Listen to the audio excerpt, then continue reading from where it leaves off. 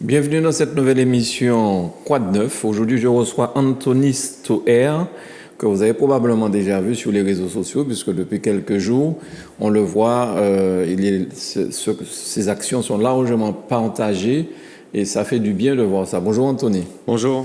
Alors, Anthony, vous vivez à la Martinique depuis 3 ans, mais vous avez lancé une action. Est-ce que vous pouvez nous en parler, que les téléspectateurs de Zouk Télévision puissent comprendre ce qui se passe? Il faut savoir que nous sommes diffusés ici, Martinique, Guadeloupe, Guyane et aussi en métropole. D'accord. Oui. Eh bien, écoutez, oui, j'ai lancé, c'est un grand mot, parce qu'au départ, c'était une simple activité personnelle, Oui. pour mon occupation personnelle, du coup, en ramassant des déchets dans les abords de route, les plages, les forêts, enfin, tous les endroits qui ne sont pas forcément vus par nous, Oui. Ou des endroits qu'on constate pas, l'étendue des dégâts. Et donc j'ai commencé tout seul à ramasser ces déchets-là pendant mon temps libre, depuis le déconfinement qu'on a eu en décembre. Et petit à petit, les gens se sont arrêtés sur la route en me demandant qu'est-ce que je faisais et pourquoi je le faisais. Donc j'ai expliqué que j'avais du temps libre, beaucoup de temps libre, parce que je ne peux pas travailler suite à un incident. Donc voilà, et ça a pris une petite ampleur. Donc j'ai fait un petit groupe sur Facebook par curiosité pour voir un peu si les gens étaient aussi francs et voulaient vraiment m'aider dans ce combat. Et aujourd'hui, ça va faire bientôt 2 mois que je l'ai créé. Et on est bientôt 3000 3000 à vous membres. suivre. Voilà, c'est ça. Donc, Mais qu'est-ce qui a motivé cette envie de nettoyer les abords de la Martinique? Parce que lorsqu'on voit la tonne de déchets que vous avez déjà, il a fallu que la CACEM envoie un camion pour ramasser tout ce que vous avez fait à Fort-de-France. Qu'est-ce qui vous a motivé? Pourquoi vous avez fait ça? C'est pas un reproche, au contraire, ce sont des félicitations. Non, mais oui, bien sûr. Oui. Mais la simple grande motivation, c'était d'abord la mienne personnelle pour me sentir bien. Ouais. C'est-à-dire pour pouvoir être actif un minimum dans mes journées. Étant à moitié handicapé, je ne faisais pas grand-chose l'année dernière et surtout pendant le confinement. Ouais. Donc ça m'a occupé, ça m'a fait du bien à l'esprit. Et ensuite, en voyant cette ampleur, ces encouragements et cette sollicitation, tout ça, cette entraide, cette solidarité, même, ça me donne encore plus l'envie de me battre et de continuer et de vous dire, continuez à m'encourager, venez m'aider, prenez du temps, faites-le chez vous. Et d'abord, ne jetez pas pour que je n'ai pas à ramasser. Voilà. Alors, quelles sont les personnes qui vous aident? Est-ce que vous avez des Martiniquais, Martiniquaises, des gens de la métropole, des gens d'ailleurs? Quelle a été la réaction des gens et quels sont les gens qui vous aident? Eh bien, tout type de personnes. C'est-à-dire qu'au départ, ça a été vraiment des particuliers, des gens comme vous et moi, des gens sur le bord de route qui klaxonnent, qui s'arrêtent pour me donner de la boisson ou ne serait-ce qu'un petit peu de monnaie pour pouvoir m'acheter à manger un peu plus tard. Donc ça a commencé comme ça, parce que je ne suis encore malheureusement pas une association. Et ensuite, là, les municipalités, les grandes sociétés de nettoyage ou autres, ou même les restaurateurs, c'est eux aussi qui m'ont aidé bien avant tout ça, en me proposant en simple don à manger pour moi, mes bénévoles, des boissons ou autres, ou bien même des entreprises de transport particuliers avec leurs camions pour venir m'aider à débarrasser tout ce que j'avais ramassé, car je faisais ça avec ma voiture au départ. Donc elle en a un peu pâti. Voilà. Mais lorsque vous vous adressez aux municipalités, comment les gens vous reçoivent? Comment ça se passe? Plutôt bien, j'ai l'impression, malgré que je ne sois pas une association. Je tape à toutes les portes, du moins j'essaye. Et la plupart du temps, je suis assez bien reçu. Il suffit, c'est vrai que des fois, il faut un peu faire des démarches administratives pour faire certaines demandes qui ont un certain coût. Et voilà. Mais jusqu'à présent, en tout cas, je n'ai jamais eu de barrière. Voilà. D'accord.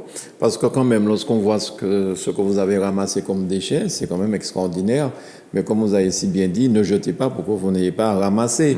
Mais quand même, ce sont les municipalités, les collectivités qui devraient se charger de ce genre de choses. Donc je suppose qu'ils vous accueillent avec plaisir. Oui, alors on dit oui que c'est les municipalités et les collectivités qui devraient s'occuper de ce genre de choses. Oui. Or, il faut savoir que en général, là où je nettoie, c'est des endroits qui ne sont pas accessibles vraiment et qui ne sont pas même compris dans les contrats de ces personnes-là qui travaillent pour les municipalités. Ils sont pas là pour risquer leur vie. C'est-à-dire que quand une personne décharge son camion benne dans une falaise et qui descend jusqu'à 30 mètres en bas, les personnes ne peuvent pas s'amuser à descendre, à risquer leur vie pour leur salaire. Vous voyez ? Moi, je le fais par passion, par envie, par motivation, et je fais très attention. voyez. Oui, je vois de quel genre les municipalités font en sorte de nettoyer. C'est un très grand travail et je pense qu'elles y arrivent. Mais je pense qu'il y a encore beaucoup de choses à mettre en place pour éviter la pollution. Voilà. D'accord, donc ce sont des espèces de décharges sauvages à des endroits inaccessibles, puisque vous dites que lorsqu'on déverse un camion à 30 mètres, c'est vrai, je comprends de quoi vous parlez. Voilà. Des entreprises de bâtiments qui, voilà, enfin, pour ne pas aller payer la déchetterie, cherchent une déchetterie comme ça à ciel ouvert gratos. Mais j'espère surtout que ça va attirer ça va parler à leur conscience. Bien Parce sûr. que quand même, vous prenez des risques bénévoles pour aller chercher ces détritus au fond de la ravine. Et les gens qui vont avec vous, vous êtes combien lorsque vous vous lancez à l'assaut d'un site ? C'est toujours aléatoire. Moi, je pars dans le principe que je suis tout seul. Alors, je ne pars pas, je vois, et merci encore pour tout l'encouragement et de toutes les personnes qui me suivent. Mais je pars toujours dans l'optique où je suis seul, simplement pour la raison que je n'ai pas envie d'être déçu. C'est-à-dire que si j'ai 50 personnes qui vont me dire « je viens », et que je me retrouve à 3 personnes, c'est être déçu. Donc je préfère partir seul et que je me dis que chaque personne qui me rejoigne, c'est un bonus. Voyez. Mais comment vous organisez la tournée de déchets à ramasser ? Je mets simplement, je poste toutes les semaines, j'essaye en tout cas, parce que c'est très nouveau pour moi, je n'y connaissais rien là-dedans. Donc chaque semaine, on essaye avec une amie à moi de poster le planning de la semaine prochaine. D'accord. Et en général, donc maintenant, je prends 2 jours de repos, en moins. C'est pour plutôt organiser le week-end qui arrive, les gros week-ends. Donc le jeudi, vendredi, j'organise ça. Mais les lundis et mardis, je fais du nettoyage en général dans le sud ou autre. Et les mercredis, c'est les spéciales enfants. Chaque semaine, je fais des ramassages avec les enfants, un peu de partout. J'essaye dans la Martinique, j'ai déjà fait aux Trois-Îlets, au Diamant, à Sainte-Luce hier.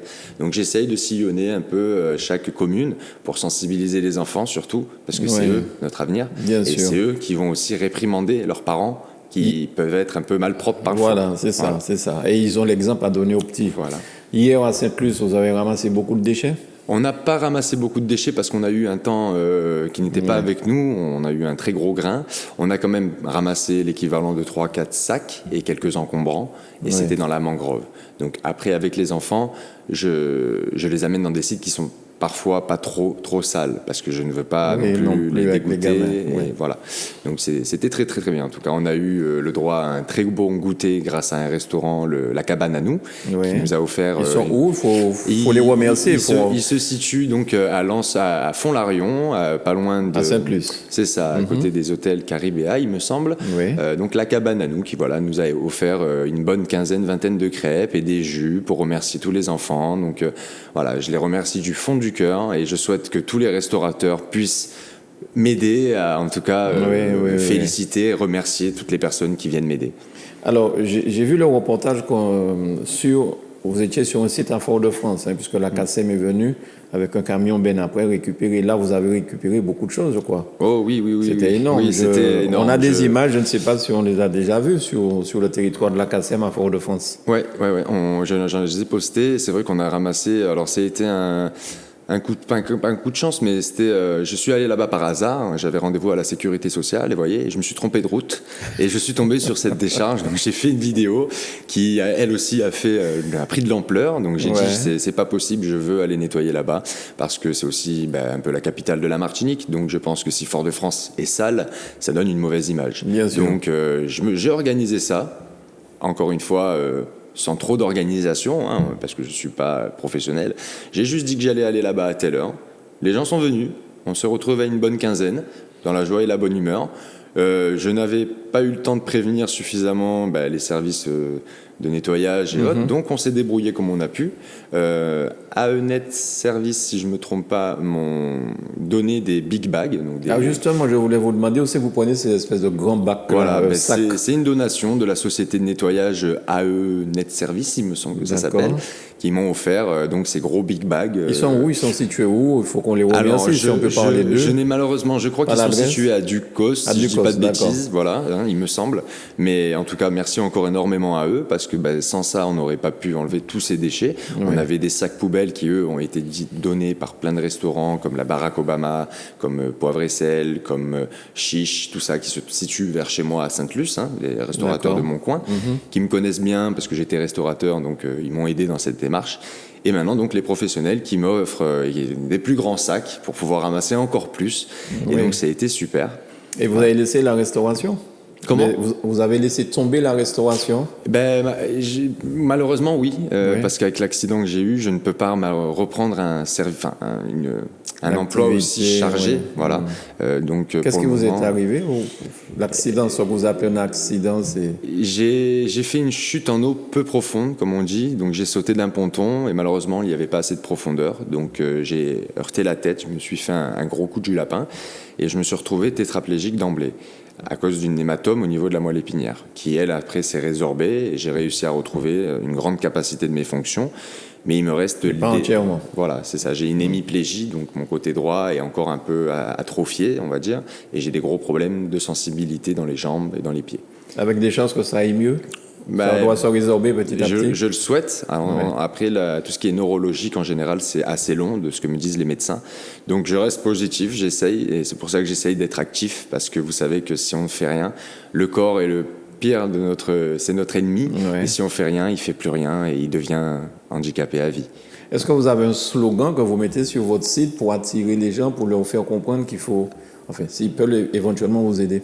Eh ben, on a mis un slogan. Alors, le nom de l'association, c'est Madipwop, qui vient simplement de... Comment ça s'écrit, au fait? Madi, comme pour Madinina, la Ok. diminutive de M-A-D-I, Madinina, voilà, et plus Pwop. loin, Pwop, avec D'accord. un W, comme pour le mot créole. D'accord. Voilà, ça vient de tous les membres qui m'ont rejoint. J'ai demandé un sondage pour avoir un nom, parce que je ne suis pas d'ici, mais j'avais envie de donner cette touche d'ici. Oui. Donc, les gens ont été ravis, et le nom porte bien. Donc, vous avez un site internet, Madipwop, c'est ça? C'est sur Facebook. C'est sur Nous n'avons pas Facebook. encore Oui, c'est de sur site Facebook. internet. C'est Madipwop sur Facebook. Et le slogan, oui, on en a Oui. un petit, c'est Nous Péfei. Non, peut Voilà, faire. parce Vous qu'on peut parlez le faire. créole en plus. Je parle pas créole, ou pas qu'aller un petit peu créole, mais il me faut encore quelques années d'expérience. Et il y a un téléphone où on peut vous joindre, Anthony, pour éventuellement des gens qui veulent vous aider, prêter main forte, donner du matériel, vous recevoir, donner de la nourriture ou des boissons pour les gens qui viennent vous aider. Je veux bien, mais c'est vrai que c'est compliqué. J'ai beaucoup d'engouement, beaucoup de monde qui me sollicite, et du coup, je préfère le garder pour moi-même, D'accord. et je les laisse me joindre sur Facebook. Sur Madipwop. Pour le moment, voilà. D'accord. En attendant de trouver une solution qui pourra toucher les personnes qui n'ont à la fois pas de réseaux sociaux et qui veulent juste me contacter, je vais bientôt trouver une solution. Oui. D'accord. Donc, pour l'instant, vous vous occupez plutôt du Sud? Non. Non. Non, j'ai déjà travaillé. On est déjà intervenu au niveau du Carbet, on a été sur Tartane, au niveau de Salines, au niveau de Cap-Macré à Sainte-Anne, Oui. on a fait les Trois-Îlets, on a fait Sainte-Luce, on commence un peu à toucher les quatre coins de la Martinique. Voilà. Après, c'est vrai que c'est grand, je suis tout seul, Oui. mais mon but, ça serait de réussir à motiver chaque commune et chaque personne qui puisse déjà arrêter de jeter, et pourquoi pas se dire, comme hier via TV, Madame a dit, pourquoi pas ne serions pas tous un Anthony, voilà. Oui. Et que oui. tout le monde pense un petit peu à, tiens, j'ai une heure, je m'ennuie, au lieu de regarder la télé, tiens, je vais me prendre un petit sac de 50 litres et je vais ramasser ce qu'il y a autour de chez moi. Beaucoup de monde le font déjà, et je souhaite que ça continue et que ça prend un gros engouement. Oui. Voilà. Est-ce qu'il y a des communes où vous trouvez plus de détritus que d'autres? Non, pas forcément. Est-ce que les communes où il y a la mer, tout ça, où on compte plus d'incivilité? Peut-être Pas des forcément. bouteilles jetées, Non, du justement, plastique, des choses comme ça? je trouve que le littoral est plus ou moins bien nettoyé quand il s'agit de plages fréquentées. Or, les sentiers de randonnée, et où il y a souvent la mangrove et autres, bon là, c'est différent. Les nettoyages ne sont pas forcément faits, parce que c'est très compliqué Oui, pour d'y l'accès. accéder, Voilà. puis, Mais là où c'est quand même, je trouve, le plus sale, c'est l'intérieur de l'île. Voilà. D'accord. Tout ce qui est les abords de route, de voies rapides, les ronds-points, les arrêts de bus, tout ça, c'est vraiment lamentable. Et encore plus les coins dits de zones de décharge sauvage, où les gens savent qu'à cet endroit, personne n'y habite. Si je vais vider mon camion-benne, Personne ne on me me verra verra. pas. Voilà. Ouais, Donc ouais. ça, c'est plus dangereux. Personne n'ira vider un camion-benne à la plage, parce qu'ils savent qu'il y a des touristes, il y a toujours Oui, il y a quelqu'un du qui monde. a un œil. Il y a du Voilà. monde. On peut faire une photo et très rapidement avec les réseaux sociaux C'est maintenant. Voilà. D'accord. Donc, est-ce que les gens font des photos et puis vous envoient les photos pour vous dire, oh, tiens, je suis passé là et j'ai vu ça. Ça commence. On voit des vidéos. D'ailleurs, je compte refaire une grosse opération. J'en profite pour la télé. Oui. Ça va se dérouler à Fort-de-France, en plein centre, à côté de la cour d'assises. Il y a une grosse décharge à ciel ouvert à nouveau. À Fort-de-France. À Fort-de-France même. On m'a envoyé une vidéo là. À la cour d'assises de Fort-de-France, oui. Oui, j'ai normalement l'adresse. Alors, il faudrait que je la recherche. Je vous la communiquerai si au cas où vous voulez faire un appel. Oui, bien sûr. Mais voilà, donc là, j'ai besoin de beaucoup de monde. Et ça sera mieux organisé. Mais c'est quand? Ça sera le week-end prochain.